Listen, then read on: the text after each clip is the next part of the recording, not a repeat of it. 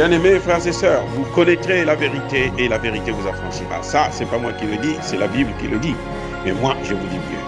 Vous connaîtrez la vérité historique, notamment celle de vos ancêtres kémites, et vous aurez une vision globale de ce que c'est que la vraie souveraineté politique. J'ajoute, vous reviendrez à la spiritualité africaine ancestrale et vous comprendrez les enjeux de l'indépendance économique.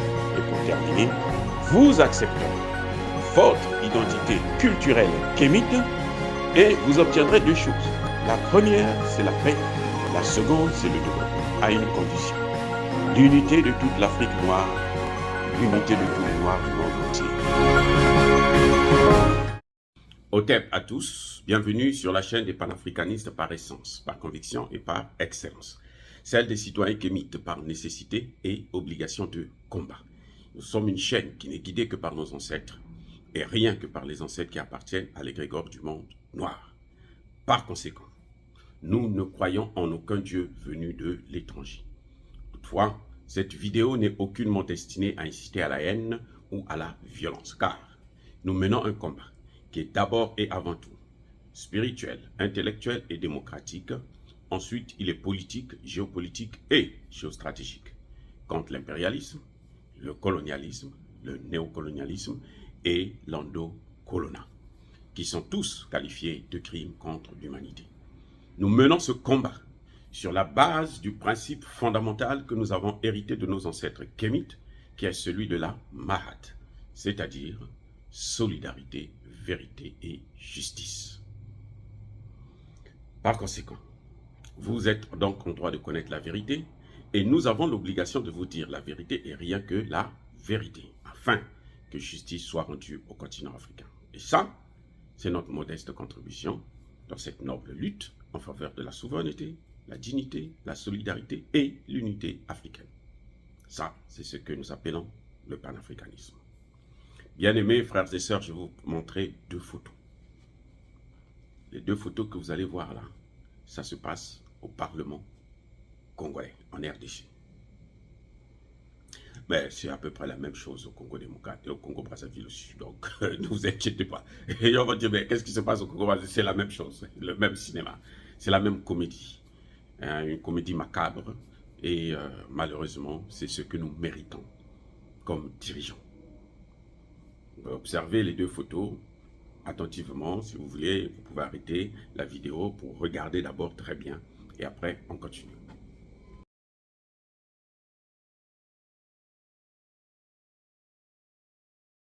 Bien-aimés frères et sœurs, comme je disais tantôt, nous sommes au Parlement congolais de la République démocratique du Congo.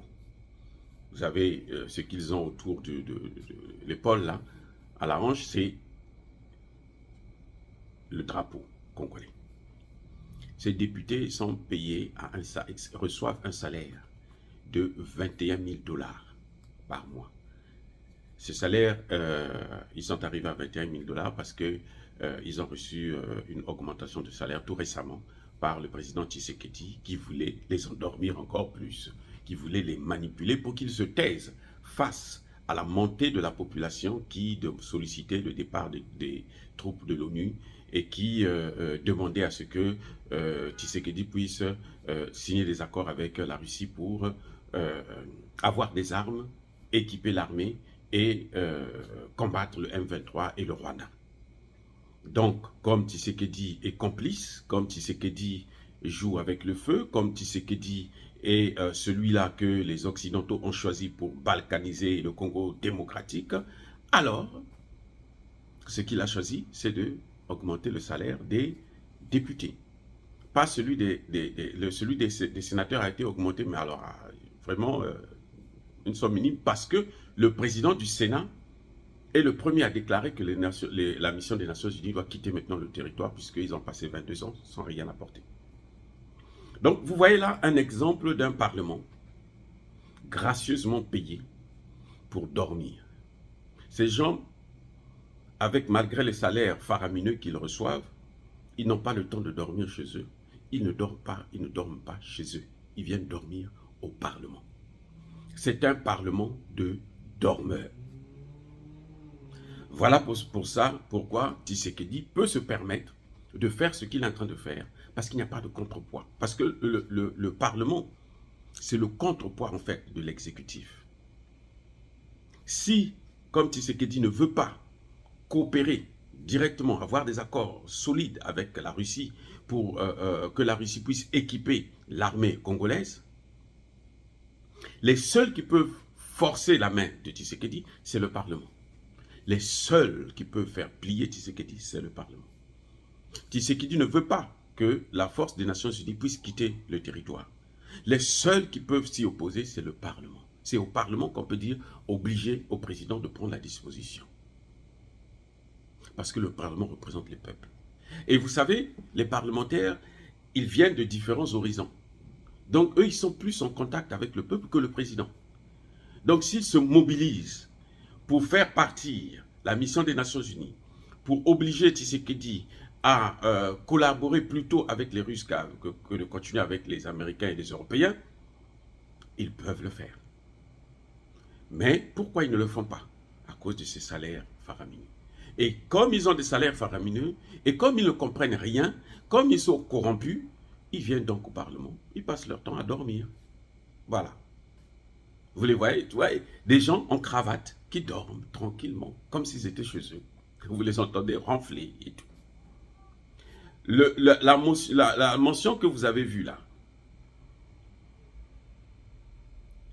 où c'est écrit 21 000 $, il y a Pamba. Ça veut dire en congolais qu'on leur donne 21 000 $ pour rien. Ça, c'est la personne qui a fait la photo qui a écrit ça.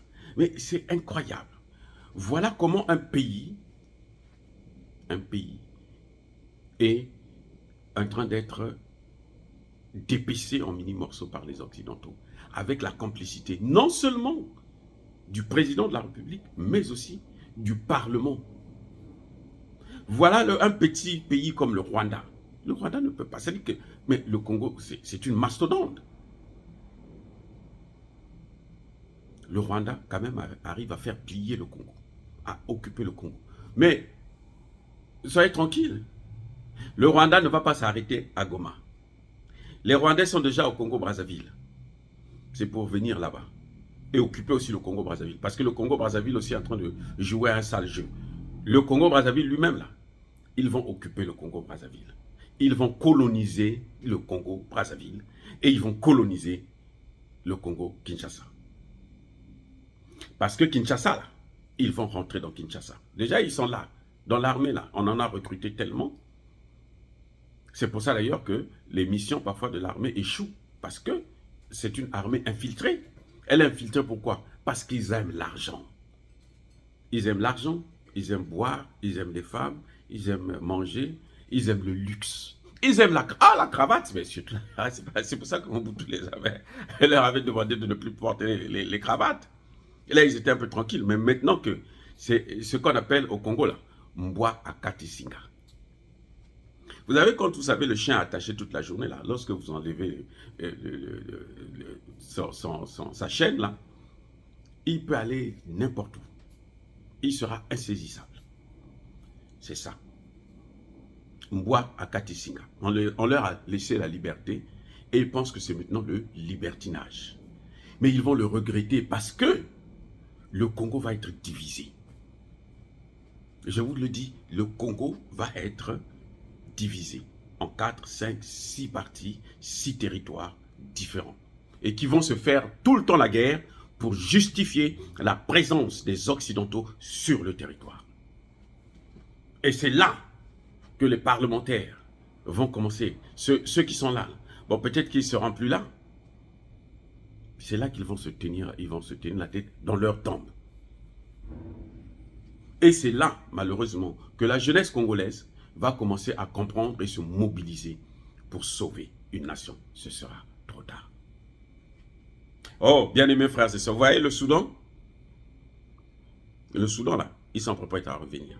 Ils peuvent se remettre encore ensemble que s'il y a la création des États-Unis d'Afrique. L'Érythrée et l'Éthiopie, aujourd'hui, comprennent, parce que maintenant, quand l'Éthiopie est attaquée au Tigré, c'est l'Érythrée qui vient soutenir l'Éthiopie. Ils comprennent maintenant qu'ils avaient eu tort de se séparer. Parce que ce sont des frères. Parce qu'ils sont, ça dit que c'est un seul pays et ils sont plus une force s'ils sont ensemble. Jusqu'à preuve de contraire, quand les deux se sont mis ensemble pour combattre, ils ont vu comment ils ont fait reculer les forces du Tigré. C'est pour dire que les Congolais doivent prendre conscience de ce qui est en train de se passer. Nous ne parlons pas parce que nous avons envie, nous n'aimons pas Tshisekedi. Non, pas du tout. Nous avons tous salué le fait que, bon, qu'il y ait un président élu, même si c'est dans de mauvaises conditions, mais au moins, il y ait un président élu et c'est un véritable Congolais. Mais qu'il fasse le travail. C'est ce que nous demandons. S'il ne fait pas le travail, nous parlerons, nous n'hésiterons pas, quel que soit ce que vous allez nous dire.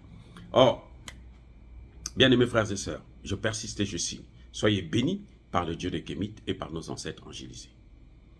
Que tous ceux qui persécutent le continent africain, tous ceux qui persécutent le Congo, qui le déstabilisent, qui veulent le balkaniser, qu'ils soient noirs ou qu'ils soient blancs, qu'ils puissent être foudroyés, neutralisés, maudits, punis par le Dieu des Kémites et par nos ancêtres angélisés. Bien entendu, j'ai dit et j'assume.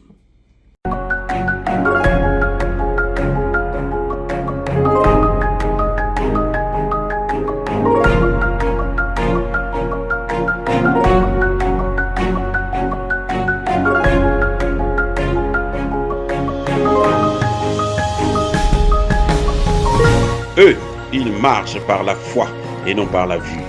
Mais moi, je vous conseille vivement de marcher par la connaissance scientifique et historique, notamment celle de nos ancêtres kémites, par les 5 sens et par l'intelligence. À vous, Apia.